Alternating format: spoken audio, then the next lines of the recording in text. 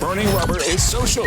Follow us on X at twitter.com/BRR_radio. Now back to more Burning Rubber. And it's time for another Fast Lap here on Burning Rubber Radio. The socials all over the place. Facebook, Twitter, X, Instagram, just all over the freaking world. You know where we are, folks. And by the way, you probably noticed that Andy DeLay is missing in action this morning.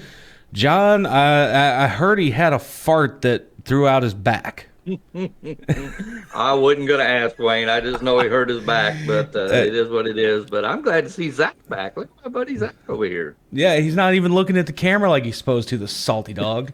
Yeah, because I'm trying to mess with this thing right here. Oh, good Lord. I swear, Andy throws out his back because of a fart. Zach bummed a wrist. Like, I'm not even going to go why he did that. But. We're race car driver. I'm a race car driver, man. I got to go to the gym, and I guess I goofed a little bit at the gym. Good thing you cleared that up, because something tells me John was starting to lean a different direction. But with that Get your mind out of the gutter, John. Glad to see you going to the gym, Zach. Good for you, buddy. Right. But with that all said here, we have got our featured guest this week that we're going to be talking to here. He goes by the nickname The Youngster from Wellesley, Massachusetts, 22 years young. It is one Blake Lothian. Blake, welcome to the show, my friend. So thank you for having me. It's a pleasure, my friend. So the nickname The Youngster, I mean, obviously I'm assuming it's just because of young age. Am I correct? Or how did you get that nickname? So that was actually from Steve Post from the Summer Shootout back in, my goodness, that was 2019. He called me that one race, and I'm like, we love the Postman. Say again? I said, we love the Postman. Oh, my goodness, we do. But it just kind of stuck, and now I think I'm getting too old. I think, once I get to 23, it's like the youngster. That's a little, we're starting the search of something else. Yeah, we got to figure out something, because Kyle Larson's got young money. Kenny Wallace is NASCAR money. I don't know. Maybe we call you ARCA money. I don't know. The big question though that we've got for you here, two things. First of all, here, you mentioned Legends Racing, the Summer Shootout over at Charlotte Motor Speedway, and meeting Steve Post. You've met this crazy mess of a person to my right over here, Zachary Murtis. There's so many things I could say about him. I don't know if I want to though.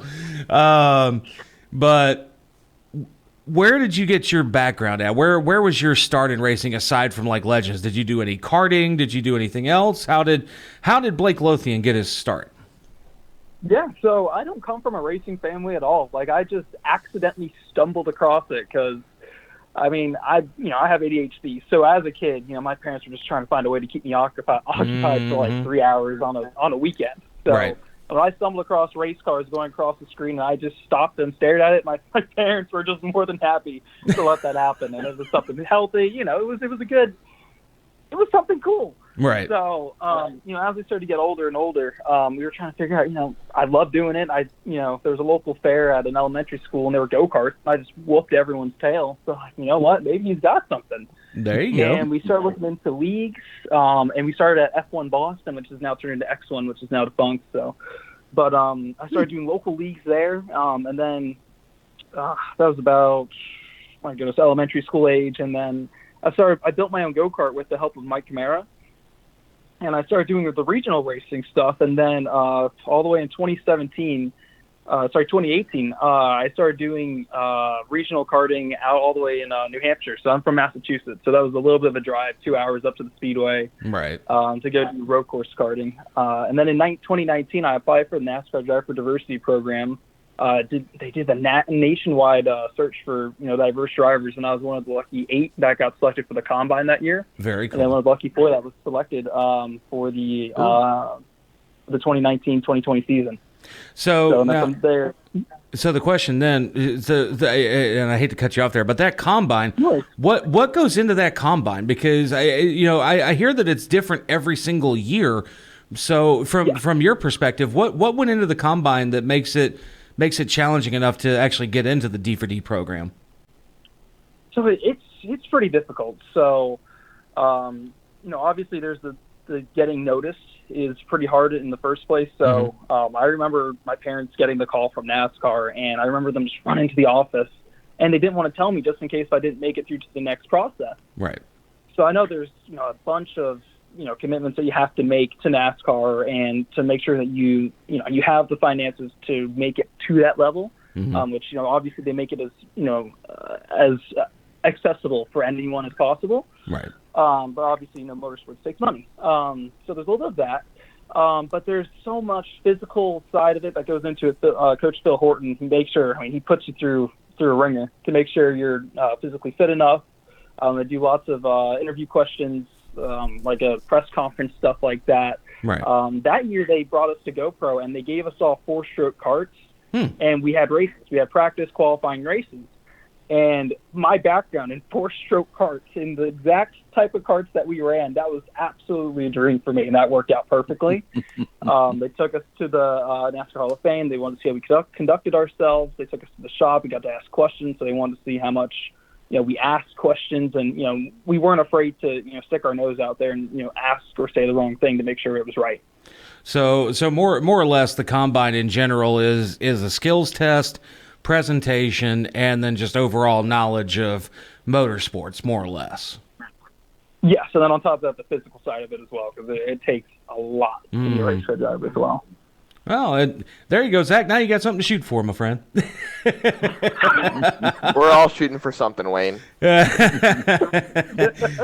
Oh man, but back to what makes Blake Lothian here. So you mentioned doing the Legends series. Fast forward like up to 2017, 2018 when you got involved in Legends, and then you've done the summer shootout the last handful of years and everything like that. But now moving into 2025.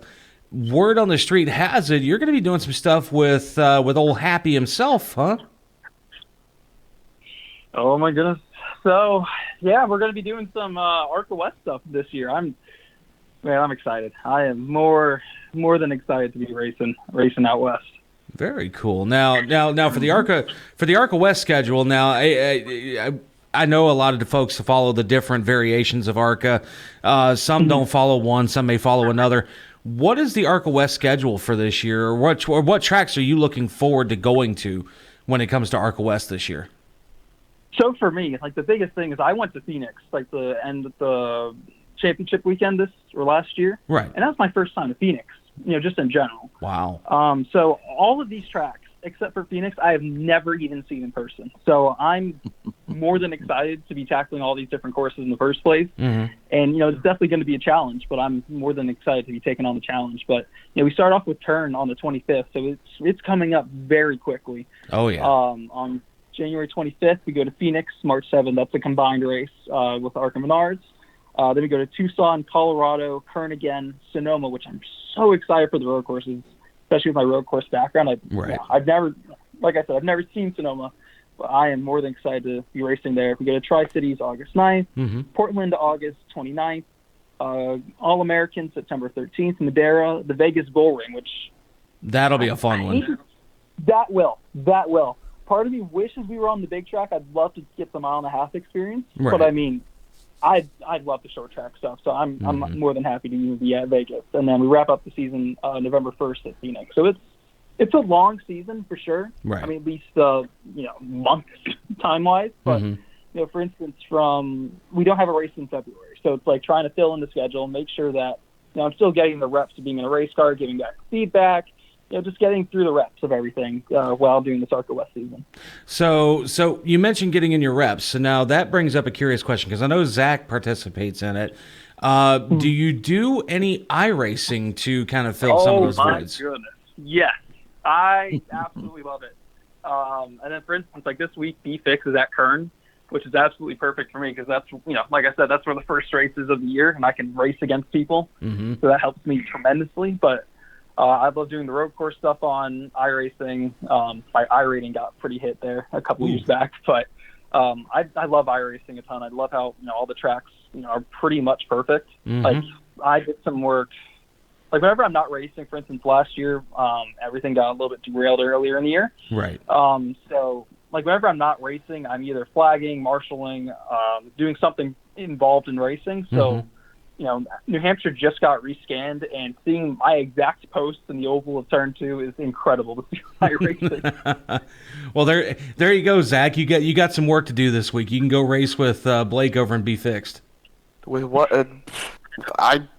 You see my hand? I mean, yeah. Okay. I can't hold a wheel very well. I mean, Blake. He claims he dinged his wrist in the gym, which is true.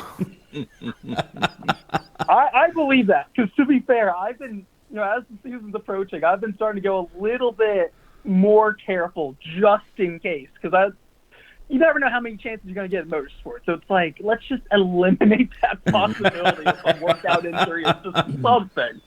Exactly. Blake. Yeah. And Zach, any final questions here for Blake before we get ready to wrap up today, bud? I do got one question. I gotta ask. I mean, why are you so much slower than me again on the racetrack? Oh my God! I'm kidding. Oh man, but Blake, I do gotta ask, man. Like, it's been a while since you and I have been on a racetrack together, whether it be real or virtual. I mean, moving into the season, do you think you're going to try to do any ARCA East stuff aside from ARCA West? Maybe get that 1.5 mile experience?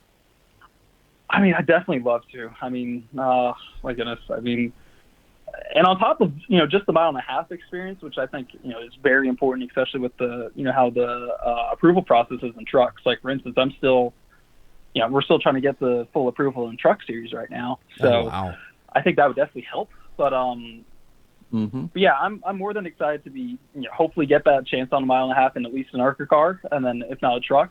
And then, you saw the NASCAR schedule, my goodness, Lime Rock Park. And if I'm not in there in a truck, I'd love to be in an ARCA car. So we're definitely working on a lot of other things this year.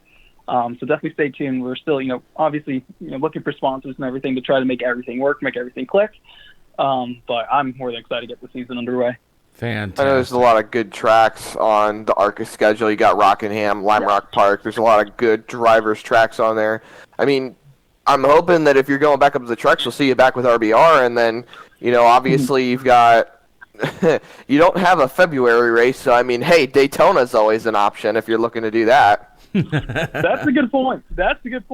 Strike Mama Racing, we have an alliance with Rayon Brothers Racing. So it's, it leads into each other, to say the least. So we'll see. We'll see what leads out of that. I don't have anything in that yet, but we're definitely working on some stuff behind the scenes. Sounds like a plan, my man. Well, with that said, we're going to get ready to wrap up this week's Fast Lap here with you.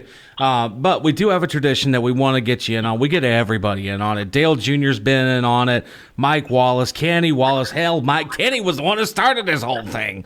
And but back in 2008, he grabbed the mic out of one of our hosts, Andy DeLay's hand, and shouted, "Burning rubber, baby," at the top of your lungs. Now, the cool part to that tradition, Blake, and we've been able to prove this here of late, we have gotten drivers wins alongside championships with that shout.